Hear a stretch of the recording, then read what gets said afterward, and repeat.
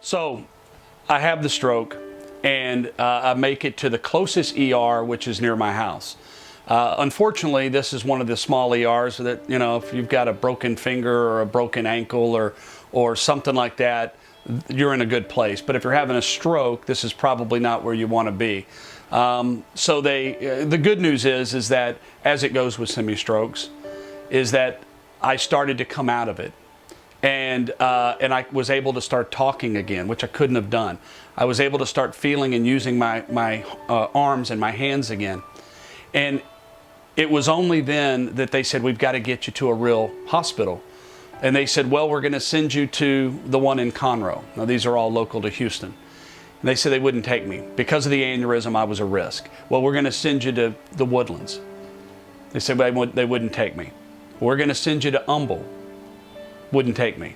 And they said, well, we're going to send you to the Med Center. And I got to tell you, this is exactly where I needed to be.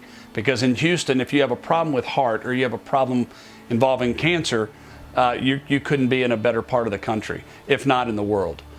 And so I end up at the Med Center, and I'm going through. And at this point, most of the symptoms are gone. And it was only then that they sent me down for an MRI. And this guy looks at me, and he says, Isbell. It's my last name. And I said, yeah. And he said, where did you go to elementary school? And I said, I went to school in Deer Park, Texas. And he said, did your dad coach baseball?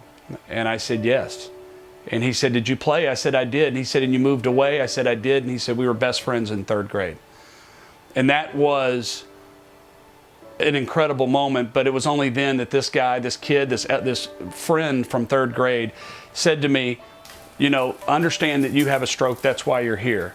But man, I got to tell you, you have an aneurysm, and if that's the case, the number one doctor in North America is in this hospital, and he's authored books, and he went on and on about the story of this doctor, Dr. Estrella. And I said, well, I got to meet the man. He said, well, I'm a tech, and I don't know him, and he doesn't know me. So when I went upstairs, I look at my head nurse, James, nice guy, and I said, James, I said, this Dr. Estrella, I said, he sounds like the guy I need to meet. And James said, you know what, I'll do the best I can, but he's a teaching surgeon. He may not even be in the hospital right now. So I decided to bring in catering to the entire stroke unit, which I don't know, 100 people. And the reason why I wanted to do it, and as I told James, is would you do me a favor? I want everybody to eat. I think that's going to be great. But I'd like for Dr. Estrella to come down and grab a sandwich. And not knowing if he would or if he wouldn't, and it didn't matter at that point. And really the way I felt was there was probably not going to be much of a chance, but it didn't mean that I wasn't going to keep pushing on it.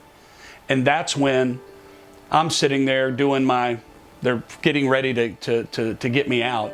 And in walks this doctor with all these other little doctors, and this guy looks at me and he says, are you the guy that's got Panera Bread?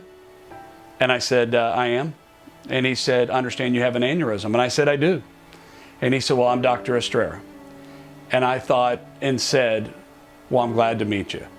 And with that, started a conversation with him. And he said, did you get an echo done today? I said, I did. They just did one. He left, he goes to the hallway, he comes back in, and he says, I've looked at your echo, and where did you say you were at? I said, I was at 4.7 centimeters. And he said, well, it's growing, and you don't have until August. And at that point, he said, I'll do your surgery. And I said, with all due respect to all these other little doctors, you'll do my surgery. He said, I'll do your surgery.